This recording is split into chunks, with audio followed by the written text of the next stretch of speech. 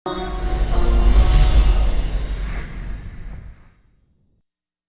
اللہ الرحمن الرحیم۔ السلام علیکم ورحمۃ اللہ وبرکاتہ۔ قرآنک میڈیا فیصل آباد کی طرف سے میں آپ کا میزبان فیضان حسن۔ آج ہمارا موضوع ہے ویلنٹائنز ڈے اور اس کے ضمن میں اسلام کی رہنمائی۔ اور آج کے اس پروگرام میں میرے ساتھ جو مہمانان گرامی موجود ہیں ان کا تعارف کروا دیتا ہوں۔ میرے ساتھ سب سے پہلے موجود ہیں معروف اسکالر محترم شجاع الدین شیخ صاحب، اور اس کے ساتھ موجود ہیں محترم انجمن خدام القرآن فیصل آباد کے صدر جناب ڈاکٹر عبدالسمیع صاحب۔ تو گفتگو کا آغاز محترم شجاع الدین شیخ صاحب سے کرتے ہیں۔ شجاع صاحب، یہ فرمائیے کہ یہ ویلنٹائنز ڈے کیا ہے اور اس کی حقیقت کیا ہے، اس کا پس منظر کیا ہے؟ نحمدہ و نصلی علی رسولہ الکریم، اما بعد، بسم اللہ الرحمن الرحیم۔ سب سے پہلے جزاک اللہ خیر کہ آپ نے اپنے اس پروگرام میں موقع دیا کچھ گزارشات پیش کرنے کا۔ سب سے پہلی بنیادی بات تو یہ سمجھ لینے کی ہے کہ اس وقت ایک مغربی تہذیب کا جو غلغلہ اور اس کے جو اثرات مسلم معاشروں میں بھی ہمیں دکھائی دے رہے ہیں، تو پے در پے نئی نئی وہ باتیں ہمارے سامنے آ رہی ہیں جو اس تہذیب کا تو خاصہ ہیں، لیکن بنیادی طور پر ہماری اسلامی اقدار اور ہماری اسلامی تہذیب کے بالکل خلاف وہ باتیں ہیں۔ انہی میں سے ایک ویلنٹائنز ڈے ہے۔ اس کے علاوہ آپ کے علم میں ہے کہ اب ہیلوئنز ڈے کی بھی بات کی جا رہی ہے، مدرس ڈے، فادرس ڈے تو پرانی باتیں ہو چکی ہیں ہمارے معاشروں میں، جو اس قدر وہ پھیل چکی ہیں۔ جہاں تک ویلنٹائنز ڈے کا تعلق ہے، اس کے حوالے سے 2 یا 3 قسم کی روایات معروف ہیں جو بیان کی جاتی ہیں۔ اس میں جو مشہور ایک بات ہے وہ یہ ہے کہ جب تک رومن امپائر وہ یوں کہیے کہ کرسچن نہیں ہوئی تھی، اور اس سے پہلے رومی جو ہے وہ ایک مشرک تہذیب اور مشرکانہ اقدار کے حامل تھے، تو ان کے ہاں ایک یہ رسم پائی جاتی تھی کہ اپنی دیوی دیوتاؤں کو خوش کرنے کے لیے وہ مختلف نوعیت کی رسومات کو اختیار کیا کرتے تھے۔ اسی میں ایک روایت کے مطابق، تاریخی روایت کے مطابق، ان کے ہاں وہ خاص ایک دن منایا جاتا تھا کہ جب قرعہ ڈال کر لڑکوں اور لڑکیوں یا مردوں اور عورتوں کے آزادانہ اختلاط کو پروموٹ کیا جاتا تھا، اور وہ قرعہ ڈال کر جس کا نام نکلتا تھا وہ ایک کپل کی شکل اختیار کرتے تھے اور 1 سال وہ ایک دوسرے کے ساتھ گزارا کرتے تھے۔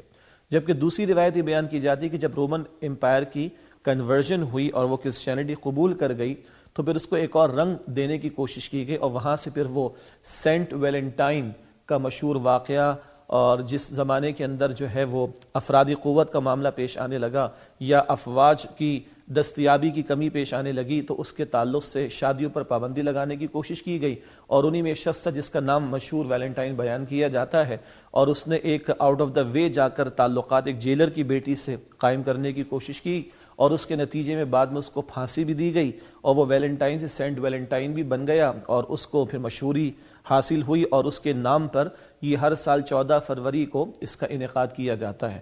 ایسی 2 یا 3 روایات ہمیں ملتی ہیں۔ ان روایات کی سند یا ان کی حقیقت کس قدر ہے یا نہیں، اس بحث سے قطع نظر ہو کر اگر ہم اس وقت اس کی موجودہ صورتحال کو دیکھیں، جو 2 باتیں میں نے آپ کے سامنے بیان کی اس میں کچھ وزن بھی دکھائی دیتا ہے، جس کا حاصل کلام یہ ہے کہ نکاح کے بندھن کے بغیر مرد اور عورت کا آزادانہ اختلاط، اور اختلاط سے آگے بڑھ کر ان کے تعلقات، اور تعلقات سے آگے بڑھ کر زندگی مل جل کر گزارنا جس میں نکاح کا بندھن اور اس کی کوئی پابندی نہ ہو، دراصل اس رسم کی جڑ اور بنیاد میں یہ سب سے بڑی برائی یا گندگی ہے جو ہمیں دکھائی دیتی ہے۔ ماشاءاللہ، آپ نے بڑے خوبصورت انداز سے اس کے پس منظر کی وضاحت تو فرمائی، لیکن آج کے دور میں تو یہ دیکھنے میں آتا ہے کہ جو مغربی معاشرہ اور جس کی طرف سے جیسے آپ نے وضاحت فرمائی ہے کہ یہ رسم ہم تک پہنچی ہے، اس مغربی معاشرے سے زیادہ ہمارے اس مسلم معاشرے کے اندر اس رسم کو پروموٹ کیا جا رہا ہے۔ میرا اگلا سوال محترم ڈاکٹر صاحب سے ہے کہ اس رسم کو مسلمان معاشروں کے اندر پروموٹ کرنے کی اس قدر جو یہ اس کے پیچھے انویسٹمنٹ ہے اور اس کی جو وجہ ہے وہ کیا ہو سکتی ہے؟ بسم اللہ الرحمن الرحیم۔ شکریہ فیضان۔ اصل معاملہ یہ ہے کہ قرآن مجید نے ہمیں جو رہنمائی عطا فرمائی ہے اس کے مطابق شیطان کا یہ بنیادی ایجنڈا ہے کہ لوگوں کے کپڑے اتروائے اور ان کے پرائیویٹس کو ایک دوسرے پر ایکسپوز کرے۔ قرآن مجید میں سورہ اعراف کے اندر قصہ آدم و ابلیس کو بیان کرنے کے بعد جو کنکلوڈنگ 2 ڈائریکشنز آئی ہیں نوع انسانی کو خطاب کر کے، یا بنی آدم قد انزلنا علیکم لباسا یواری سوآتکم وریشا، آدم کے بیٹو ہم نے تم پر لباس نازل فرمایا ہے جو تمہاری شرمگاہوں کو ڈھانپتا ہے اور تمہارے لیے زینت کا باعث ہے. وَلِبَاسُ التَّقْوَىٰ ذَلِكَ خَيْرٌ.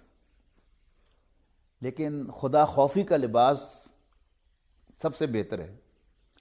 یعنی یوں سمجھیے کہ جیسے ہم گارمنٹس کو کئی حصوں میں ڈیوائیڈ کرتے ہیں، گارمنٹس اور ان کے نیچے انڈر گارمنٹس اور پھر اوور گارمنٹس. اوور گارمنٹس کا جو اصل تعلق ہے وہ کیا ہے؟ سیفٹی. یعنی شدید گرمی اور لو کے موسم میں بھاری سوتی کپڑا سر پہ اوپر اوڑھنا تاکہ انسان لو سے بچ سکے، اور سردی کے موسم میں مفلر، اوور کوٹ یا کوئی گرم جیکٹ پہننا تاکہ سردی کے اثرات سے انسان محفوظ رہ سکے. تو اس آیت مبارکہ کو اگر غور سے پڑھیں آپ تو یہاں تقویٰ جو ہے اس کو ایک اوور کوٹ کی حیثیت سے بیان کیا گیا ہے کہ لباس کے اوپر خدا خوفی کا لباس ضرور اوڑھو. دس از دا بیسٹ. پھر فرمایا یا بنی آدم لا یفتننکم الشیطان. آدم کے بیٹو دیکھنا شیطان کہیں تمہیں کسی ٹیمپٹیشن میں مبتلا نہ کر دے، کسی فتنے میں نہ ڈال دے. کما اخرج ابویکم من الجنہ، جیسے اس نے تمہارے ماں باپ کو جنت سے نکلوایا تھا. ینزع عنہما لباسہما، ان کا لباس اترواتے ہوئے، لیریہما سوآتہما، تاکہ ان کی شرمگاہوں کو ایک دوسرے پر ایکسپوز کریں. انہ یراکم ہوا وقبیلہ، یقیناً شیطان اور اس کے بچے، اس کی اولاد صلبی و مانوی، یراکم تمہیں دیکھتے ہیں، من حیث لا ترونہم، جہاں سے تم انہیں نہیں دیکھتے. اچھا، اب یہ جو ساری ڈریس انڈسٹری ہے، کبھی بازو چھوٹے ہو گئے، کبھی بڑے ہو گئے، کبھی شلوار کا پانچا، پینٹ کا پانچا عورت کا اونچا ہو گیا، کبھی نیچا ہو گیا. اس سارے میں آپ غور کریں کہ ون وے اور دی ادر عورت کو ایکسپوز کرنے کی کوشش ہے. اور یہ جو بات آپ نے کہی کہ اس کو مسلمان معاشروں کے اندر پروموشن مل رہی ہے، اس کی وجہ یہ ہے کہ مسلمان کو اللہ تعالیٰ نے حیا کے زیور سے آراستہ فرمایا تھا. اور اس پورے ایجنڈے کا حاصل کیا ہے؟ مسلمان سے وہ حیا چھیننا، اور عجیب عجیب چیزیں جو ہیں وہ انٹروڈیوس کروائی گئی ہیں. یعنی حیا اور بے حیائی جو کبھی کوئی کنٹروورشل ایشو نہیں تھے، ان کو کنٹروورشل بنایا گیا ہے. اور سپریم کورٹ کے اندر جو ہے وہ کیس چل رہا ہے. قاضی حسین احمد رحمہ اللہ نے ایک رٹ دائر کی تھی کہ بے حیائی کو ختم کیا جائے، اور یہ ساری چیزیں جو بے حیائی کو پروموٹ کر رہی ہیں ان کا سد باب کیا جائے. تو وہاں پیمرا نے ایک نیا ایشو اٹھا دیا کہ بے حیائی ہوتی کیا ہے.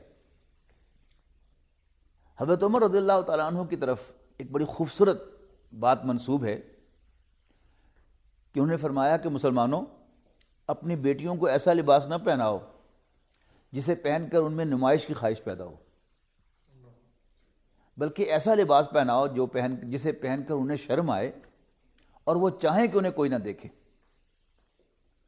اب اس چیز کو ختم کرنا، یعنی ابھی جو شیخ صاحب بات فرما رہے تھے کہ اس کو مسلمان معاشروں کے اندر اور دوسرے معاشروں کے اندر مختلف طریقوں سے ہر سال، ہر 2-4 سال کے بعد کوئی نیا طریقہ.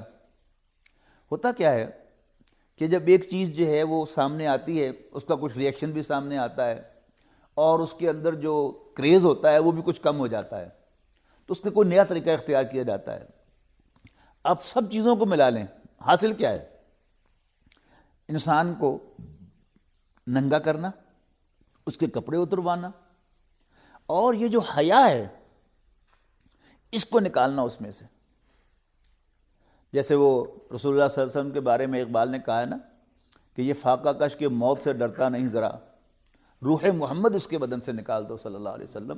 اسی طرح یہ جو تمام مووز مختلف آتی ہیں، ان کا مقصد کیا ہے کہ نوع انسانی سے بالعموم اور مسلمانوں سے بالخصوص وہ کسی طرح حیا جو ہے وہ کھینچ دیا جائے. حیا جو ہے یہ انسان کی فطرت کا حصہ ہے، اور اس فطرت کے خلاف یعنی ایسی چیزوں کو پروموٹ کیا جائے کہ جس سے وہ فطرت جو ہے اس پر بے حیائی غالب آ جائے. یعنی یہ دو چیزیں جو ہیں یہ پیرلل اللہ تعالیٰ نے انسان کو عطا کی ہیں.